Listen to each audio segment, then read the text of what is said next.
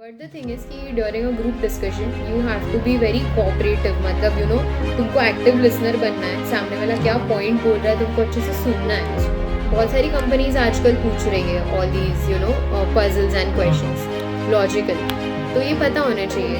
हम जब इंटरव्यू में कम्युनिकेट कर रहे हैं तो that has to be very formal, मतलब तुम ऐसे मजाक मजाक में नहीं बात कर सकते जैसे तुम दोस्तों के साथ कर रहे हो। तो इस चीज़ का मैंने 1-2 दिन पहले थोड़ा प्रिपेयर करके रखा था कि यू नो मेरे को कैसे सीक्वेंस में चीज़ें डिलीवर करनी है। I am not trying to demotivate or something, but बहुत ज़्यादा कंपटीशन है एंड यू नेवर नो कि कब क्या होगा। तो तुमको हर चीज़ पता होनी चाहिए अभी से, और अगर पता नहीं है तो स्टार्ट लर्निंग।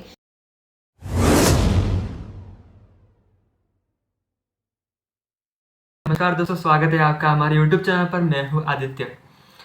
तो दोस्तों, आज एक नया एपिसोड के साथ में आया हूँ जिसके अंदर एक नए गेस्ट आए हैं। तो आज के गेस्ट जो है उनकी प्लेसमेंट हो चुकी है FinIQ कंपनी के अंदर, जो कि बहुत बड़ी कंपनी है यार। तो आज के गेस्ट से हम मिलेंगे। तो आज के गेस्ट का नाम है श्रेया पाटिल। श्रेया पाटिल ने अभी अभी FinIQ जैसे बहुत बड़ी कंपनी के अंदर प्लेसमेंट अचीव की है। तो उसके इंटरव्यू प्रोसेस के बारे में डिस्कस करेंगे उसके साथ आज इस एपिसोड के अंदर, एंड जानेंगे कुछ टिप्स एंड उसकी स्ट्रैटेजी क्या थी इस इंटरव्यू प्रोसेस के लिए, उसने कैसे प्रिपरेशन की थी, इस सभी चीज़ों के बारे में डिस्कस करेंगे श्रेया के साथ। तो आओ चलो मिलते हैं श्रेया से। तो श्रेया, तुम्हारा बहुत बहुत स्वागत है आज के इस पॉडकास्ट के एपिसोड के अंदर। या thank you so much Aditya. तो श्रेया, प्लीज़ तुम्हारा इंट्रोडक्शन देना अपने ऑडियंस को। Okay, hi guys, my self Shreya Patil. तो मैं विश्वकर्मा इंस्टीट्यूट ऑफ टेक्नोलॉजी में पढ़ती हूँ, currently computer science engineering 4th year student, and I am from Dhule natively. Okay, तो तुम्हारा पूरा इंटरव्यू प्रोसेस के बारे में डिस्कशन तो चलता रहेगा। तो स्टार्ट करते हैं श्रेया तुम्हारे इस कंपनी के बारे में। तो थोड़ा अपने कंपनी के बारे में थोड़ा बताना ऑडियंस को।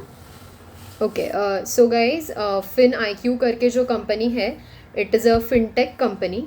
तो जहाँ पे मेरा सिलेक्शन हुआ है, फिनटेक बेसिकली ये लोग क्या करते हैं, तो they deliver financial products and services to their clients. So they are using various technologies to compete with the ongoing market when it comes to trading and trading platforms, equities, investments, etc. तो FinIQ भी वही एक company है, and FinIQ Singapore based company है basically. और इनके 3 offices है। तो one is in Nashik, one is in Mumbai I guess, and the other one is in Pune. Okay, तो तुम्हारा जॉब लोकेशन अभी पता है तुम्हें? हाँ, मेरा जॉब लोकेशन पुणे ही है, बट आई गेस अगर तुम्हें चाहिए तो you can ask them to change a job location. Conditional है शायद वो चीज़, बट हो सकता है मतलब। ओके, तो ये कंपनी अपने कॉलेज के अंदर कब आई थी टेंटेटिवली?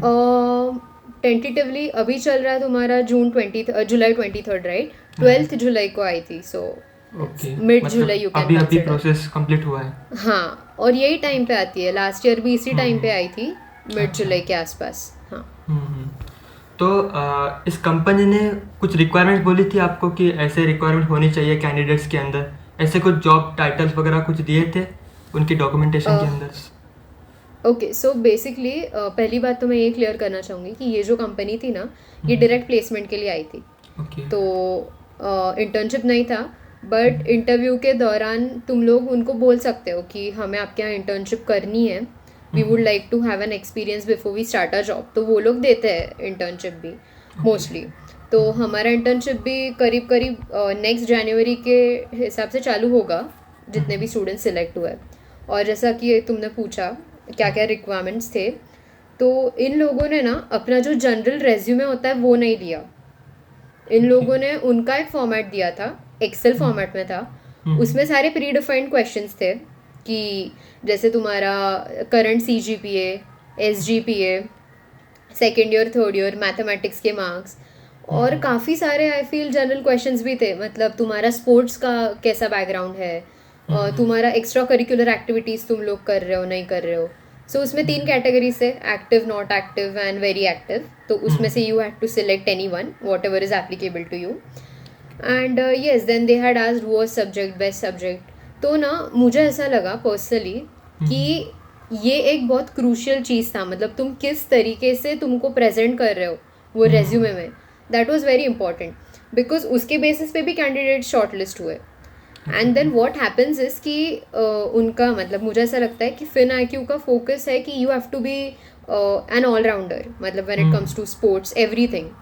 तो वो लोगों ने ऐसे कैंडिडेट्स को भी लिया था, मतलब ज़्यादा करके, कि जो एक्स्ट्रा करिकुलर पे फोकस है, स्पोर्ट्स अच्छा खेल रहा है. एंड बाकी तो तुम्हारा टेक्निकल इज मैंडेटरी, वो तो लगने ही वाला है, बट उसके अलावा भी तुम क्या कर रहे हो. और हाँ, ऐसे सब जनरल क्वेश्चंस बनना है. चाहिए था उनको ऐसा. Kind of, yes, you can say that. Not exactly socialist but active. Okay, active, right. हाँ, तो ये रेज्यूमे के बेसिस पे पहले उन्होंने मतलब सबमिट करना पड़ा था. मतलब उनका फॉर्मेट पे बेसिस पे तुम्हें सबमिट करना था पूरा. तो तुम्हारा उन्होंने दिया था fill in the blank type था बेसिकली.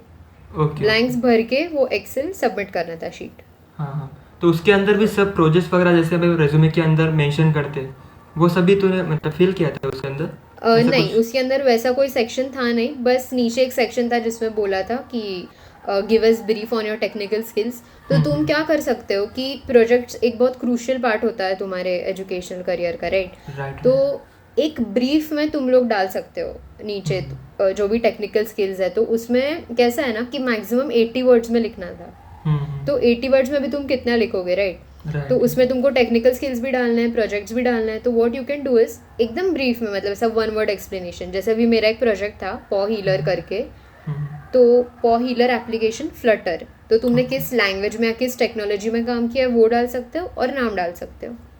ओके, तो मतलब शॉर्ट डिस्क्रिप्शन जैसा देना था उनको, राइट. तो you have to be smart when you are writing that, कि तुम्हें क्या इंक्लूड करना है और क्या नहीं करना है.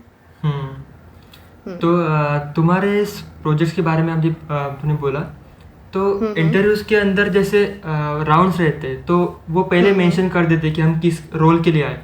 तो वो रोल क्या था मतलब कंपनी में? फिन IQ में ये लोग बोलते हैं कि GET मतलब ग्रेजुएट इंजीनियर ट्रेनी. तो उन्होंने ऐसे स्पेसिफाई नहीं किया कि हमारा क्या जॉब होगा, मतलब what will our role be और what technologies will be working with. But in general उनका जो भी प्लेटफॉर्म है या उनके जो भी प्रोडक्ट्स है, फाइनेंशियल प्रोडक्ट्स है, उस पर काम करना रहेगा. एंड टीम्स में बोला उन्होंने कि will be distributed into teams. हाँ.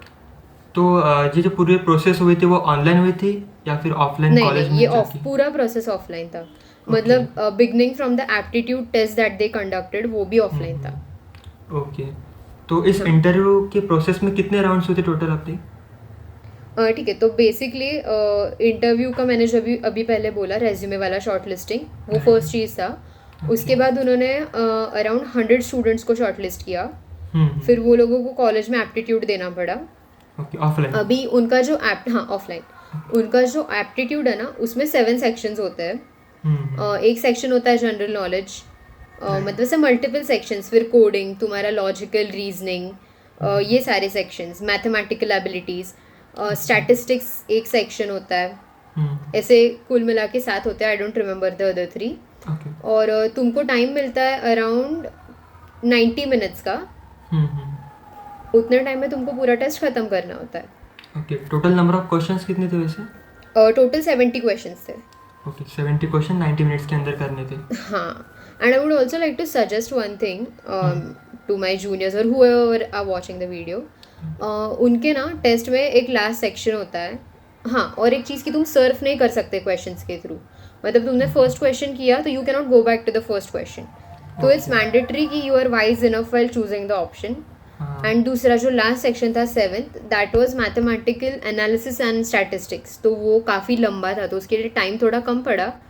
तो टाइम बचाओ पहले क्वेश्चंस में, ताकि तुम बाद में टाइम दे सको, क्योंकि वो क्वेश्चंस बड़े होते हैं और उनको बहुत सॉल्व भी करना पड़ता है. तो या एक्चुअली चूज करना पड़ता है कौन से क्वेश्चन को ज़्यादा टाइम देना है अपने को. राइट. तो लाइक जेईई मेंस नीट के क्वेश्चंस ऐसे.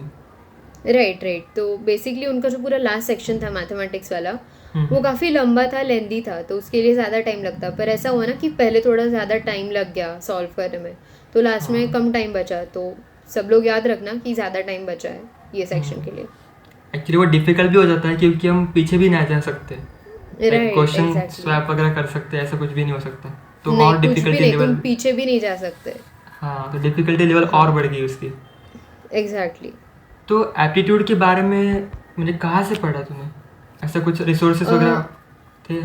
एप्टीट्यूड तो इन जनरली था, हमें भी इतना आइडिया था नहीं कि क्या आएगा, तो बेसिकली मैंने सारा जो मेरा कॉन्सेप्ट था SQL, फिर डेटाबेस C++, वो सब रिवाइज किया, DSA, लेकिन उस पर कुछ ज़्यादा आया नहीं। और एप्टीट्यूड में जो कोडिंग क्वेश्चंस थे ना वो इन जनरल थे, मतलब तुमको जावा के कोड्स थे उसके आउटपुट्स थे, पाइथन के कोड था उसका आउटपुट था, मतलब वो डिफ़िकल्ट भी नहीं, बट जनरल चीज़ें तो तुमको पता होनी चाहिए एज एन इंजीनियर। तो ठीक है, मतलब इतना डिफ़िकल्ट नहीं था, बेसिक था, बट टाइम मैनेजमेंट का यहाँ पर उन्होंने चेक किया होगा आई थिंक। हाँ, क्रूशियल है टाइम मैनेजमेंट। लेकिन एप्टीट्यूड का कैसा है ना, उनका क्राइटेरिया पता नहीं कैसे शॉर्टलिस्ट होते हैं, but 97 students appeared for the aptitude, all 97 of them were taken to the next round. So ये उनका एक बहुत बेसिक क्राइटेरिया है कि तुम्हारा बेसिक अंडरस्टैंडिंग और तुम्हारा टाइम मैनेजमेंट कैसा है, दैट्स इट। हाँ, एक्चुअली तुम चेक करना चाहते हो कि टाइम मैनेजमेंट कितना अच्छा है और basic concept, fundamental concept clear है कि नहीं। हाँ, एग्जैक्टली। तो इसके बाद में तुम्हारा इंटरव्यू हुआ था, राइट? नहीं, इसके बाद डायरेक्ट इंटरव्यू नहीं हुआ, फिर एप्टीट्यूड का रिजल्ट आया एंड देन नेक्स्ट डे पहले तो ग्रुप डिस्कशन हुआ, पहले वो लोगों का प्रेजेंटेशन हुआ कि उनका कंपनी क्या है and you know all of that. After that group discussion, तो ग्रुप डिस्कशन के बहुत बेसिक क्राइटेरियाज होते हैं इन जनरल भी। तो हमको टाइम दिया गया 2 मिनट का, पहले टॉपिक दिया वो लोगों ने, और कैसा था 97 स्टूडेंट्स थे ना, तो 9 लोगों के 10 ग्रुप्स बनाए। ओके। हाँ, तो फिर वो ग्रुप में हमको टॉपिक दिया गया ग्रुप डिस्कशन का, 2 मिनट दिए टू टेक डाउन पॉइंट्स कि तुम क्या बोलने वाले हो, and then we had to start. फिर 10 मिनट का ग्रुप तुम्हें चूज करना था कि उन्होंने दिया था? नहीं, वो लोग टॉपिक देते हैं। तो मेरा टॉपिक था कि is 1 year of military service to the nation essential before graduation.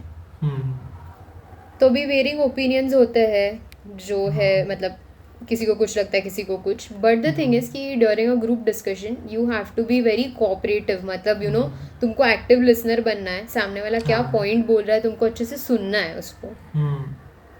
मैंने देखा कि बहुत सारे लोग ऐसे, मतलब यू नो मुझे बोलना है वो रश में।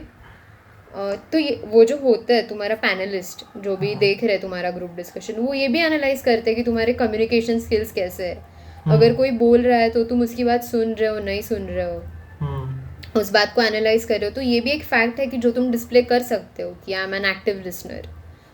एंड मतलब सुनना भी जरूरी है, खाली बात करने से वो इम्प्रेशन, कई लोगों को लगता भी है कि मैं ज़्यादा बात करूँगा तो ज़्यादा इम्प्रेशन लगेगा। एग्जैक्टली, ये बहुत हुआ, मतलब लोग ना ऐसा लिटरली झगड़ रहे थे कि मुझे बोलना है ये point, but that's not the right way. You have to put your hand up and एक सीक्वेंस में तुमको डिस्कस करना है बेसिकली। या लिसनिंग भी जरूरी है। बाद में कंक्लूजन देना पड़ता है कि पूरे डिस्कशन का तुमको क्या लगा। तो that's why you have to be an active listener कि सबने क्या बोला है, तुम्हें क्या लग रहा है और क्या ज़रूरी है, ये सब बोलने के लिए। तो जीडी के बारे में अगर मैं बोलूँ तो कुछ रूल्स वगैरह होते हैं क्या? क्योंकि मुझे तो खास ऐसा कुछ एक्सपीरियंस नहीं है जीडी का, क्योंकि बहुत लोग डरते भी है, क्योंकि जीडी मतलब ऐसा डेंजर टॉपिक लगता है कई लोगों को।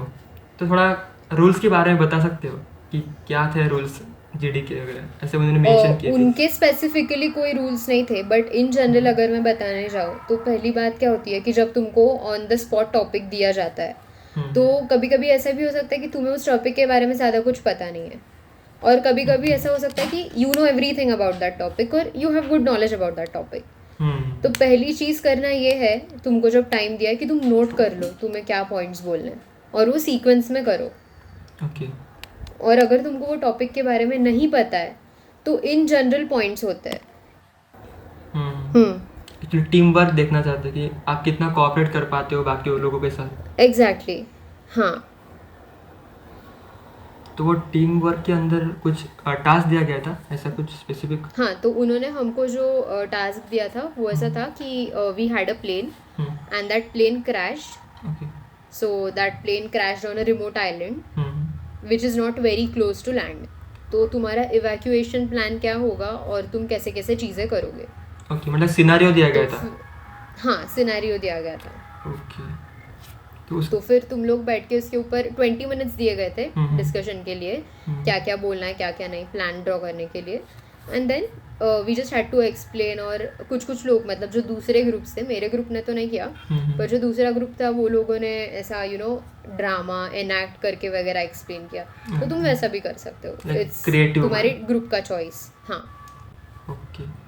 तो मतलब आपने फिर क्या किया था, मतलब सभी ग्रुप्स को करना था ये एक्टिविटी? हाँ, ये सब ग्रुप्स को होती है बट सेम नहीं होती है, प्रॉब्लम स्टेटमेंट्स डिफर करते हैं. अच्छा. तो हम लोगों ने क्या किया, हमने पॉइंट वाइज सारे जो भी हमको बोलना है वो लिख लिया कि कैसे स्टार्ट होगा, क्रैश होने के बाद क्या करेंगे, फिर क्या करेंगे, ऐसा पॉइंट वाइज. एंड फिर डिस्ट्रीब्यूट किए वो पॉइंट्स, तो हर किसी को बोलने का चांस मिले, क्योंकि ये एक ग्रुप टास्क है, राइट? तो everybody should get a chance to represent themselves. फिर हर किसी ने बोलने का अराउंड वन मिनट भी नहीं, 45 सेकेंड्स, 1 मिनट, ऐसा डिफर करता है. And after that a conclusion, that's it. Conclusion भी कोई एक ही बंदा देगा, सब लोग कंक्लूजन नहीं देंगे. ओके, टीम में. हाँ, टीम में. अच्छा, तो मतलब वो तुम्हारा कम्युनिकेशन, तुम्हारा टीम वर्क, सभी चीज़ों के बारे में टीम वर्क चेक कर रहे थे. हाँ, राइट. तो इसके बाद में इसके बाद हाँ, इसके बाद हमको ना ऑडिटोरियम में बिठाया था और ओपन बुक था ये जो भी टास्क था आगे वाला. यहाँ पे उन्होंने 4 प्रॉब्लम स्टेटमेंट्स डिस्प्ले किए थे. Problem statements as in general थे वो भी. एक ऑप्टिमाइज इंटरव्यू प्रोसेस था. तो उन्होंने बोला था कि there are 10,000 students in a college and you have to pick up 10 out of those. So what will be your process, कैसे शॉर्ट लिस्ट करोगे. एंड फिर उसमें सब देना था, टाइमलाइन वगैरह. They mention it in the question. This is all based upon your understanding कि how you're gonna segregate. तो इसका कुछ ऐसा स्पेसिफिक ये नहीं है. इन लोगों का मेरे को एक लगा very peculiar thing was business plan. तो you had to write a business plan. This business plan was mostly about एक टास्क दिया है, तुमको एक बजट अलॉट किया है. हमको 100 crores, मतलब ऐसा था स्टेटमेंट में कि 100 crores अलॉट किए गए 10,000 लोगों के टाउन के लिए. तो तुम उसको कैसे, मतलब कौन से डिपार्टमेंट को कितना बजट दोगे, क्यों दोगे, everything had to be written and one in a page. फिर एक कोड दिया था, तुमको कोड लिखना था, कोई भी लैंग्वेज में चलने वाला था. अदरवाइज एडवर्टाइजमेंट करनी थी. एक लिखना था मतलब. तो I chose all other 3 then a code. तो मैंने कोड नहीं लिखा और इसके बारे में मेरे को इंटरव्यू में पूछा भी गया कि वो मैं बताती हूँ आगे कैसे पूछा, क्या पूछा. हाँ. तो मतलब ये 3 एक्टिविटी हुई थी पूरे फर्स्ट राउंड के अंदर. हाँ, और ये ओपन बुक होता है, ये जो भी मैंने लास्ट वाला बोला. तो तुम इंटरनेट वगैरह का हेल्प ले सकते हो. एक्चुअली ये सब प्रोसेस नहीं है, क्योंकि बहुत लोगों को लगता है कि बस टेक्निकल राउंड मतलब इंटरव्यू और कोडिंग राउंड बस इतना ही होता है प्लेसमेंट के अंदर. एग्जैक्टली. तो ये जीडी, ये एक्टिविटी, ये भी आपके लिए बहुत इंपॉर्टेंट है, क्योंकि इसकी भी प्रिपरेशन होना थोड़ा बहुत ज़रूरी है यहाँ पर. नहीं तो फिर नुस्ता कोडिंग करते बैठे तो फिर प्लेसमेंट के अंदर जैसे कि आप देख रहे हो कि प्रोसेस कुछ भी हो सकता है, लाइक एक्टिविटी भी हो सकती है, कम्युनिकेशन भी चेक हो सकता है. तो ये बहुत सारे फैक्टर यहाँ पर डिपेंडेंट है आपके लिए, क्योंकि प्लेसमेंट उस पर डिपेंड होता है. तो अब बात करते हैं तुम्हारे नेक्स्ट राउंड की तरफ. लाइक इसके बाद में फिर क्या हुआ था, उसी दिन हुआ था कि नेक्स्ट दिन? हाँ, ये सब एक ही दिन, मतलब पूरा शॉर्ट लिस्ट होने तक, फाइनल कैंडिडेट्स बताने तक, रात तक हुआ था. तो ये राउंड होने के बाद हमको ब्रेक दिया. फिर उन्होंने 97 में से 30 कैंडिडेट्स लिए. हाँ, तो तब फिर ये 30 कैंडिडेट्स इंटरव्यू राउंड के लिए गए. अच्छा, तो अभी ये लोगों ने बहुत मतलब 30 ही उठाए, मतलब बहुत कट ऑफ किए. हाँ, राइट. तो फिर वही तुमको स्मार्ट रहना है. एंड एक चीज़ जो लास्ट वाला एक्टिविटी था, 3 एक्टिविटीज़ लिखने थे, वो ऑन पेपर लिखना था. तो तुम्हारा हैंड राइटिंग भी अंडरस्टैंडेबल होना चाहिए जो भी पैनलिस्ट है उसको. अच्छा. तो उतना ध्यान में रखना कि you are presenting yourself in a right way. हाँ, फिर उसके बाद उन्होंने 30 कैंडिडेट शॉर्टलिस्ट किए. फिर 3 पैनल्स थे, तो उन्होंने 10-10 के ग्रुप्स बनाए. एंड उसमें क्या किया, at a time they would take 3 students. तो फर्स्ट, 11th एंड 21st ऐसा, सेकेंड, 12th एंड 22nd. तो ये 3 लोग एक टाइम पे जाते थे. अच्छा. तो हाँ, तो इंटरव्यूज के अंदर फिर तुम्हारे साथ और 2 लोग थे. तो उनको भी नहीं नहीं सेम? 2 लोग नहीं थे व्हाट टाइम, हाँ मतलब साइमल्टेनियसली चालू थे अलग अलग पैनल्स में। ओके, मतलब ऐसे 3 लोग जा रहे हाँ। थे 3 पैनल की तरफ। हाँ वैसे 3 ओके। लोग। तो इंटरव्यूज के अंदर क्वेश्चंस की बात करते हैं कि इंटरव्यू कैसा था मतलब आपका पूरा? ओके तो पहले तो टेक्निकल इंटरव्यू, और हर कैंडिडेट का उन्होंने टेक्निकल और HR लिया था ओके। शॉर्टलिस्ट करने से पहले। हम्म। तो एक एक ही राउंड हुए थे दोनों के। हम्म। एंड टेक्निकल जो था उसमें उन्होंने पहले इन जनरल पूछा कि मेरे स्किल्स क्या है, और जैसे मैंने पहले बोला कि मैंने कोडिंग क्वेश्चन सॉल्व नहीं किया था वो 3 एक्टिविटीज़ में, तो वो हाँ। क्वेश्चन उन्होंने मुझे पूछा कि तुम तो कंप्यूटर की स्टूडेंट हो तो तुमने क्यों सॉल्व नहीं किया। तो ऐसे क्वेश्चंस वाइजली आंसर करने चाहिए। तो मैंने बोला कि sir anyways it was open book test, everybody was searching for answers, तो instead I thought I would show what other things can I do by myself instead of copying a code from internet. Exactly. तो ये मतलब ऐसा तुमको समझना चाहिए कि कब क्या बोलने का, क्योंकि ये सब ट्रिक क्वेश्चंस है। ये सब देखने के लिए कि तुम क्या बोल रहे हो ऐसे सिचुएशन में। तो you don't have to be ऐसा very obvious about what you are talking, you have to be little smart. Right. हाँ तो ये एक क्वेश्चन था। फिर उसके बाद उन्होंने जनरल टेक्निकल स्किल्स के बारे में पूछा कि तुमने क्या क्या सीखा है कॉलेज में एंड ऑल। फिर SQL पे दे फोकस्ड। SQL पे मुझे 2 क्वेश्चंस पूछे, एक बेसिक क्वेरी था और दूसरा वाला था फिर उसमें मुझे एक टेबल दिया गया था। उसमें से पहले तो उन्होंने बोला कि मेरे को सिर्फ एक ही रिकॉर्ड चाहिए, वो भी असेंडिंग ऑर्डर में, मतलब एक क्राइटेरिया दिया था कि इतना इतना सैलरी होना चाहिए इसके बीच में। फिर उस बेसिस पे सॉर्ट करो और जो लिस्ट आएगा उसमें का सेकंड एलिमेंट चाहिए। अच्छा। तो बेसिक क्वेश्चन था, ये सॉल्व करने को बोला। फिर ऊप्स के बारे में पूछा, पिलर्स कर जो अपने पिलर्स होते हैं इन जनरल उनके बारे में। और एरेस का एक क्वेश्चन था। अच्छा। जो C++ का था। हाँ, तो DSA के अंदर कोड लिखने को बोला था कि लॉजिक नहीं, कोड नहीं, सिर्फ लॉजिक, कंप्लीट कोड नहीं था। और बाकी के जो लोग थे, मतलब मुझे तो नहीं पूछा गया था पर बाकी लोगों को तो पॉइंटर्स पे क्वेश्चंस थे, डैंगलिंग पॉइंटर्स, वाइल्ड पॉइंटर्स। अच्छा, मतलब C++ पे ज़्यादा फोकस था उनका rather than हाँ, Java। ऐसा कह नहीं सकते, बट कुछ लोग को जावा के बारे में भी पूछा। अच्छा, मतलब लैंग्वेज स्पेसिफिक नहीं क्या होता है, क्या चीज़? लैंग्वेज स्पेसिफिक नहीं था, राइट? हाँ, लैंग्वेज स्पेसिफिक नहीं था इंटरव्यू। और तुमको सिर्फ कोडिंग का नॉलेज नहीं होना चाहिए, तुमको लैंग्वेज के बेसिस भी पता होने चाहिए। तो अभी जैसे मेरे को एक क्वेश्चन पूछा कि Java is definitely a better language than C++। तो अगर तुमको ऑब्जेक्ट ओरिएंटेड चाहिए तो why not use Java, why is C++ there? तो तुमको पता होना चाहिए कि C++ एक ब्रिज है C और जावा के बीच में, मतलब not object oriented and object oriented के बीच में। तो ये सब एक्सप्लेन करते आना चाहिए। और तभी फिर उन्होंने मेरा जो रेज्यूमे था उसमें मैंने मेरा सोशल वेलफेयर डेवलपमेंट क्लब में आई वाज देयर। तो वहाँ पे ब्लड डोनेशन कैंप के लिए आई वाज अ वॉलंटियर। तो उन्होंने मुझे पूछा कि वहाँ पे क्या टेक्नोलॉजी हुई थी सारे रिकॉर्ड्स वगैरह मेंटेन करने के लिए, how can you make it better, what technologies would you use to upscale that whatever database or all is. तो ये भी पता होना चाहिए। ओके, मतलब वो साइमल्टेनियसली आपके रेज्यूमे के थ्रू भी देख रहे थे रेज्यूमे आपका? हाँ। तो रेज्यूमे के अंदर this was a very trick question, मतलब आई डिड नॉट एक्सपेक्ट कि मेरे वॉलंटियरिंग के बेसिस पे मेरे को टेक्निकल क्वेश्चन पूछा जाएगा। एग्जैक्टली, मुझे भी वही लगा अभी कि उन्होंने देखा कि आप बाकी क्या क्या काम कर चुके हो, रियल टाइम में क्या क्या काम किया है, मतलब आपका एक्सपीरियंस देखते हो। एग्जैक्टली, हाँ। तो रेज्यूमे की बात की श्रेया तूने अभी, तो रेज्यूमे के अंदर क्या क्या प्रोजेक्ट्स थे, क्या क्या स्किल्स थे, उसके बारे में बताना जरा। हाँ, तो मैंने बहुत अलग अलग प्रोजेक्ट्स किए थे। एक पाइथन में था, एक फ्लटर में था। तो जो फ्लटर वाला था वो मेरा बहुत एक मेजर प्रोजेक्ट था। तो उसमें क्या था, पॉ हीलर करके एक एप्लीकेशन था।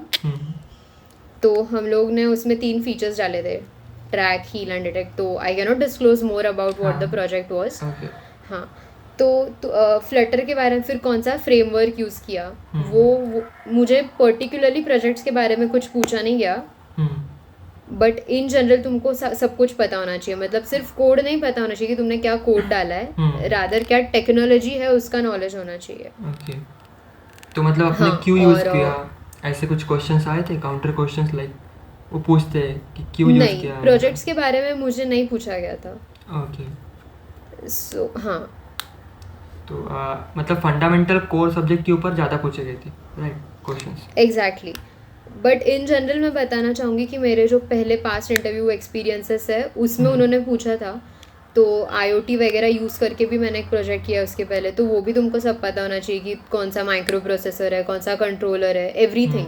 दे can ask you anything about your project, actually and resume बहुत at important that point, right, and at that point you cannot say कि ये तो दूसरे ग्रुप मेंबर ने किया था, ये मैंने नहीं किया है. That is not a relevant answer. You have to know everything about your project.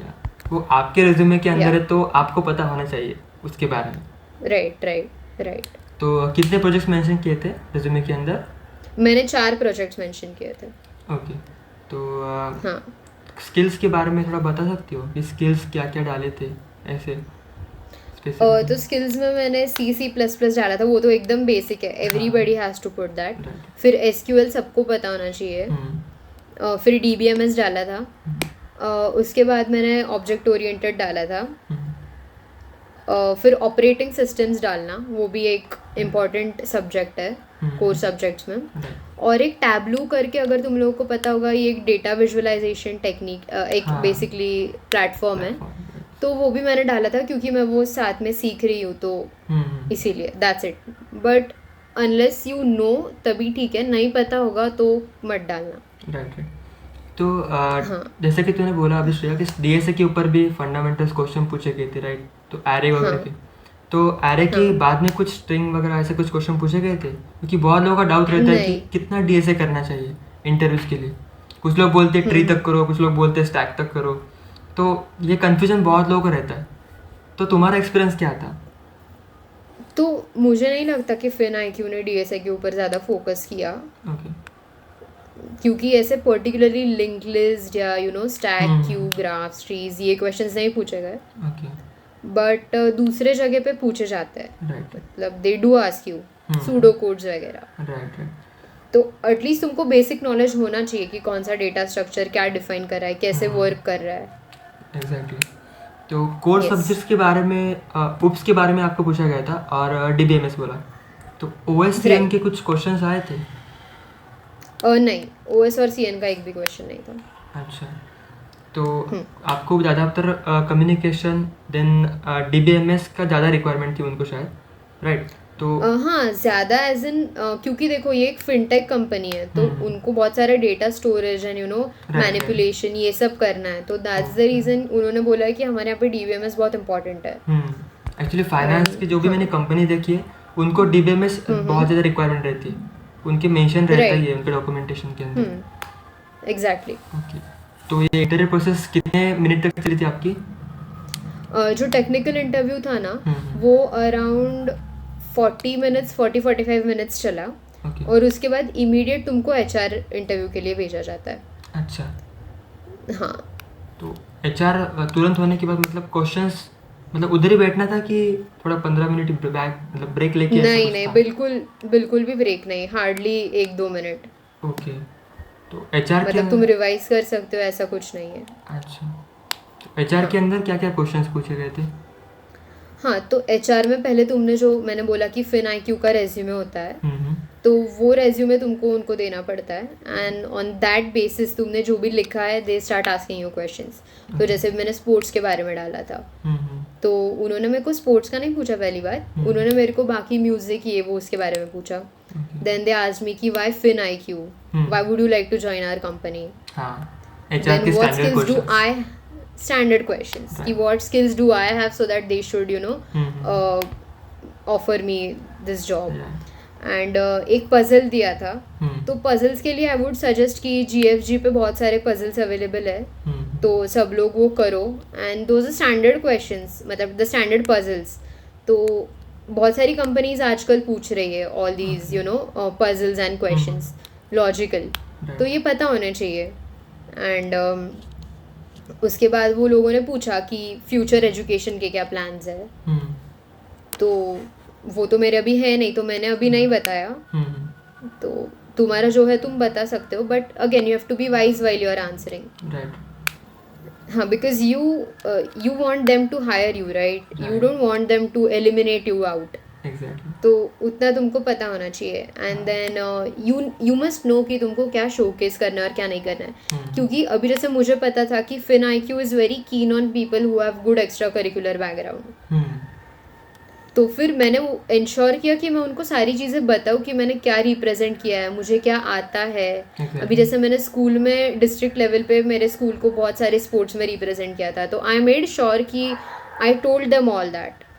तो मुझे लगता है कि ये भी एक डिस्टिंग्विशिंग पॉइंट बनता है. राइट. तो मतलब आपकी एक्टिविटी, अदर एक्टिविटी बताना भी बहुत ज़रूरी है. एग्जैक्टली.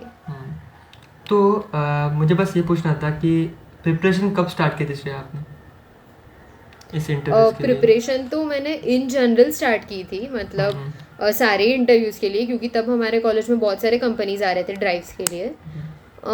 बट इस कंपनी के लिए स्पेसिफिकली 2-3 दिन पहले, मतलब फिन IQ के हिसाब से. बाकी डेटा स्ट्रक्चर्स, DBMS का प्रैक्टिस, कोडिंग वगैरह वो पहले से चल रहा है. ओके. एंड इन जनरल ही अगर प्लेटफॉर्म्स कुछ थे ऐसे जहाँ से आपने प्रिपरेशन स्टार्ट किया, तो फिर कर रहे थे ऐसा कुछ प्लेटफॉर्म्स?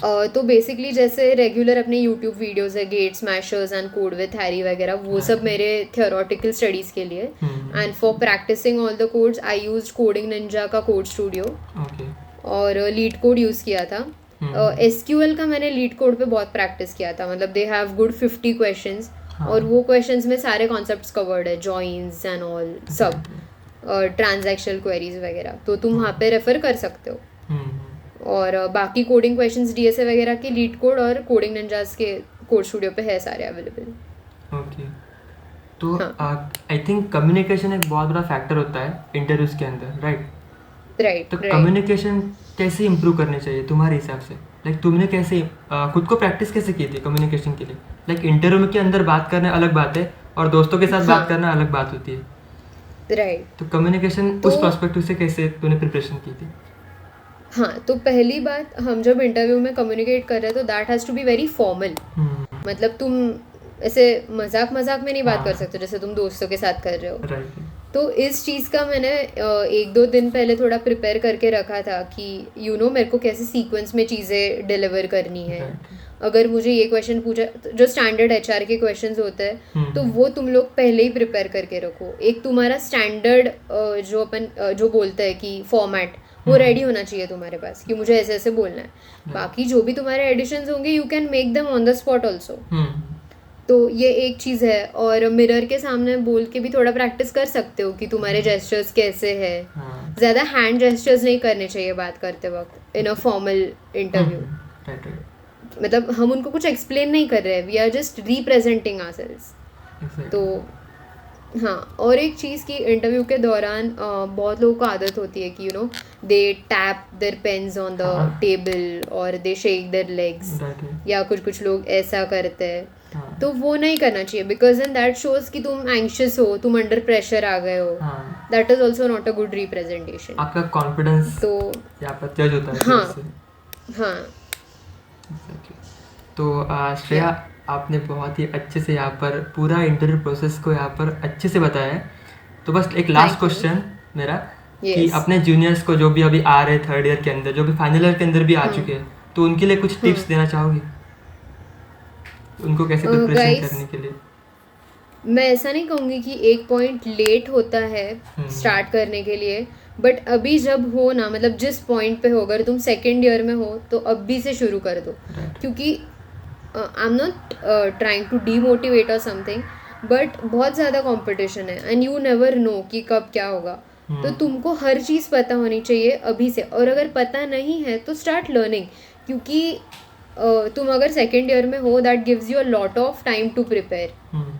तो तुमको बाद में 3rd ईयर में जाके या 4th ईयर में जाके रश नहीं होगा कि मुझे ये भी करना है वो भी करना है, क्योंकि तब तुम्हारे बाकी के सब्जेक्ट्स भी होते हैं. एंड अगर तुम 4th ईयर में हो या 3rd ईयर में हो तो not lot but start with basics, keep your basics strong. ज़्यादा एडवांस मत करने में जाओ, क्योंकि most of the companies they want students who have that grasping power and learning capabilities. हाँ उनको ऐसा एकदम कोई build student नहीं चाहिए, pro coder नहीं चाहिए. Like advance data Right. Structure आपको एरे ही नहीं आता तो हाँ. आप एडवांस कैसे पढ़ पाओगे? हाँ, ये बहुत मतलब मैं लोगों की ये नहीं कह रही हूँ कि problem तुम रहती है। एडवांस मत करो, पर पहले तुम्हारे बेसिक्स को एकदम स्ट्रॉन्ग Exactly. करो और फिर एडवांस करो. हम्म. वो चीज़ इम्पोर्टेंट है. हाँ इंटरव्यूज के अंदर बेसिक सिर्फ एडवांस की तरफ जाते हैं क्योंकि बेसिक हाँ, of क्वेश्चंस course. बहुत पूछे गए. मैंने बहुत लोगों को बोला भी है और बहुत लोगों की पूछा भी है, तो उन्होंने सबने यही बोला कि बेसिक्स बहुत लोगों के स्ट्रांग नहीं होते, तो उसी की वजह से Right. इंटरव्यू फेल हो जाता है. तो फिर इंटरव्यू के अंदर आपको कुछ आता है बट आप बेसिक क्लियर नहीं तो आप क्वेश्चन के आंसर नहीं दे पाते. एग्जैक्टली. तो ये बहुत बार हुआ है. हाँ. राइट. तो आज और गाइस पैनिक मत करो, मतलब सबका कभी ना कभी होना ही है. राइट तो इसका हुआ इसलिए मेरा होना चाहिए, that's a very wrong attitude. Exactly. तुम खुद को रिप्रेजेंट करो, खुद को अपस्किल करो, और जो भी सीख रहे हो वो वेस्ट नहीं जाने वाला है. ये सबसे इम्पोर्टेंट है. राइट. तो कहीं ना कहीं काम आएगा. और तुम जो हो ना वो दिखाओ, खुद को फेक बिल्कुल मत करना, रेज्यूमे में कुछ झूठा मत डालना, क्योंकि ये सब चीज़ें ट्रैप करवा सकती है तुमको. Right. So that's a very wrong practice I would suggest. Interviewer बहुत Yeah. स्मार्ट होता है, उसने बहुत लोगों के इंटरव्यू हाँ. लिए होते हैं ऑलरेडी, उनको पता है. पता होता है कि क्या कैटेगरी के स्टूडेंट्स, मतलब कैसे लोग बता रहे हैं, क्या बता रहे हैं. तो उतना स्मार्ट रहना चाहिए. हाँ. तो ये बहुत बढ़िया बात बोली श्रेया तूने. तो आज का एपिसोड के अंदर बहुत कुछ सीखने को मिला होगा. इस पूरे इंटरव्यू प्रोसेस के बारे में, श्रेया की जर्नी के बारे में हमने बहुत कुछ यहाँ पर देखा और बहुत कुछ सीखा भी है इस एपिसोड के अंदर. तो thank you so much Shreya and congratulations again. Thank you so much Aditya, it was really nice talking. तो आज के लिए इतना ही दोस्तों. मिलते हैं नेक्स्ट वीडियो में नेक्स्ट गेस्ट के साथ. तब तक के लिए बाय बाय. Thank you.